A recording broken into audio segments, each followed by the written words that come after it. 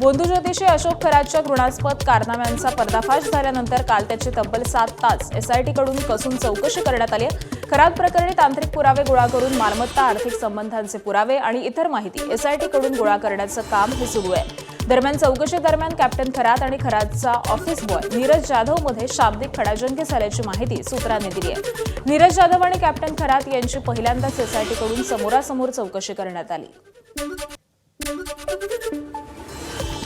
बड्या धेंड्यांच्या आशीर्वादानंच समाजातील अपप्रवृत्तीचं स्तोम माजलं जातं हे अनेकदा सिद्ध झालंय। वासनांद खरात प्रकरणामध्ये देखील अनेक बडी नावं सामील असल्याचं दिसून येत आहे।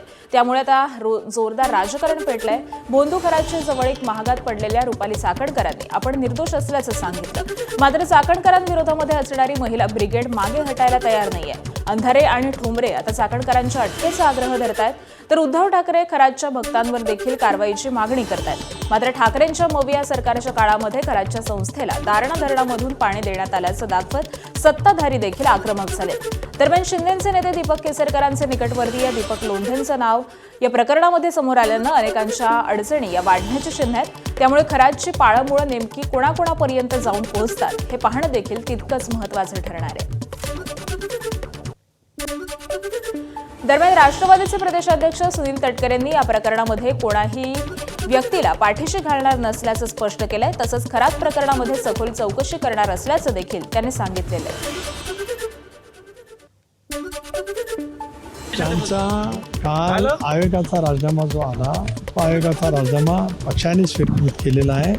उपमुख्यमंत्री म्हणून त्यांचा राजीनामा हा मुख्यमंत्री महोदयांच्याकडे पाठवला जाईल। शिफारस केली जाईल की त्यांचा महिला आयोगाचा अध्यक्षपदाचा राजीनामा त्या ठिकाणी स्वीकारला जावा। दरम्यान खरात प्रकरण राज्य महिला आयोगाच्या अध्यक्ष रुपाली चाकणकरांना चांगलंच महागात पडलंय। त्यांना आपल्या पदाचा राजीनामा द्यावा लागलाय। मात्र तंत्रमंत्र करताना सोमवती अमावस्येला चाकणकरांनी अनामिका कापून घेतली होती असा गंभीर आरोप ठाकरेंच्या नेत्या सुषमा अंधारेंनी केला होता। त्यावरती आपल्या फोटोंच्या तारखेची खाडाखोड करून खोटी माहिती पसरवल्याचा अंधारेंना नोटीस पाठवण्याचा इशारा चाकणकरांनी दिला होता। मात्र माझाच्या रियालिटी चेकमध्ये 9 आणि 12 सप्टेंबरला चाकणकरांनी अपलोड केलेल्या फोटोंमध्ये त्यांच्या बोटाला जखम दिसून येते आणि त्यामुळे अंधारेंचा दावा हा खरा असल्याचं दिसून येत आहे। दरम्यान चाकणकरांनी काय म्हटलं होतं आणि त्याला अंधारेंनी काय प्रत्युत्तर दिलंय पाहूयात।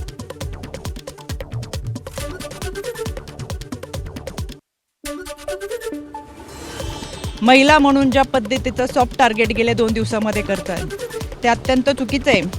कायद्याच्या चौकटीतून ह्या सगळ्यांना आम्ही नोटिसा पाठवूच। चुकीच्या पद्धतीने बदनामी करणं, अश्लील टीका टिप्पणी करणं, खोटे नरेटिव्ह सेट करणं, खोट्या बातम्या प्रसारित करणं या सगळ्यांच्या बाबत कायद्याच्या चौकटीतून प्रक्रिया नक्की करेल।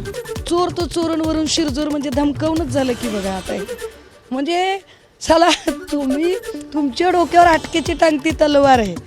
तुम्ही संघटित गुन्हेगारीचा भाग आहात। महिलांचं लैंगिक शोषण होत होतं तुम्हाला माहीत होतं। विशेष महाराष्ट्रात नाही भारताच्या इतिहासात ही पहिली घटना आहे की महिला आयोगाच्या अध्यक्षाचा राजीनामा हा महिला लैंगिक शोषणाच्या प्रकरणात झाला। किती मोठी गोष्ट आहे ही की महिला आयोगाच्या अध्यक्षाचा राजीनामा महिला लैंगिक शोषणाच्या प्रकरणात झाला आणि तरी त्यांनी धमक्या द्यायच्या महिलेला। थोर आहे बाबा, थोर आहे। मी वाट बघते, पाठवा नोटीस पाठवा। महिलांवर अत्याचार करणारा बोंधूबाबा अशोक खरात प्रकरणी अनेक नेते मंडळी अडचणीत आलेली आहेत। राज्याचे माजी शिक्षण मंत्री दीपक केसरकरांचेही बोंधू अशोक खरात सोबतचे फोटो हे व्हायरल झालेत। त्यामध्ये केसरकर यांचे निकटवर्तीय दीपक लोंढे एसआयटी चौकशीच्या फेऱ्यामध्ये अडकलेत। लोंढे आणि खरात यांचे व्यावसायिक संबंध असल्याचा संशय आहे। लोंढे सिन्नरमध्ये जमीन खरेदी विक्रीच्या व्यवसायामध्ये सक्रिय आहे। लोंढेंकडून मिळालेल्या माहितीनुसार पोलीस खरातच्या राजकीय आणि व्यावसायिक भागीदारांपर्यंत पोहोचत असल्याची माहिती आहे। कॅप्टन खरात यांना अटक झालेली आहे आणि अतिशय घृणास्पद अशा एका आरोपाच्या संदर्भात ही अटक आहे। त्याचा निषेध मी निश्चितपणे करतो, परंतु त्या संदर्भात जी काही चौकशी असेल आणि जी काही शिक्षा व्हायची त्याबद्दल न्यायालय योग्य तो निर्णय घेईल।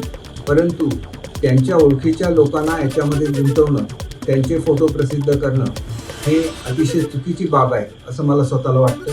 एक फोटो जो प्रसिद्ध झालेला आहे त्याच्यामध्ये तत्कालीन मुख्यमंत्री शिंदेसाहेब आहेत, श्रीकांतजी आहेत, मी आहे.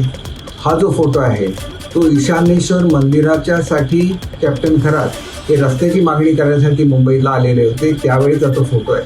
हा रस्ता तयार सुद्धा झाला आहे, कोणीतरी जाऊन तो बघू शकतो. शेवटी ईशानेश्वर मंदिरमुळे माझी आणि कॅप्टन खरात यांची ओळख झालेली आहे, ही वस्तुस्थिती आहे. आणि त्याच्यामुळे मी स्वतः देवभक्त असल्यामुळे आणि शिर्डीला जात असताना वाटेत सिन्नरमध्ये हे ईशानेश्वर मंदिर असल्यामुळे कधीतरी तिथं जाणं निश्चितपणे होत होतं.